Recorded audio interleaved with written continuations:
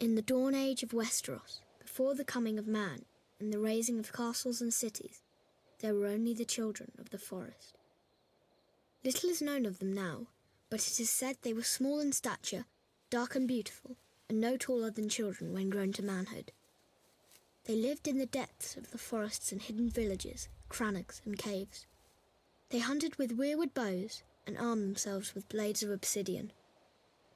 Their wise men were called green seers and were possessed of a powerful magic.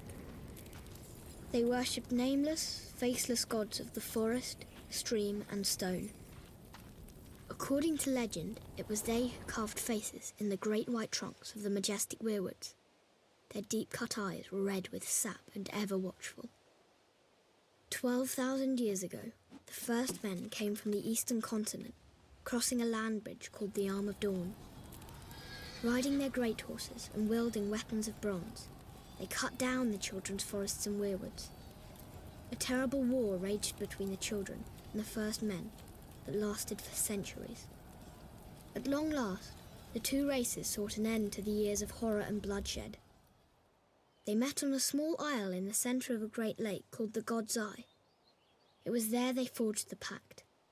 The first man would be granted dominion over the coastland, the mountains, the high plains and the bogs, but the deep forest would forever belong to the children, and no weirwood tree would ever again fall to man's axe.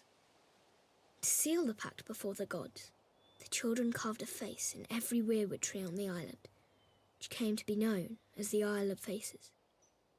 But the pact could not withstand the coming of the Andals, a race of tall, fair-haired warriors. They attacked with fire and weapons of steel, slaughtering the children of the forest wherever they could find them, burning out their weirwood groves, hacking away at the faces of the old gods, and spreading their own religion through the land.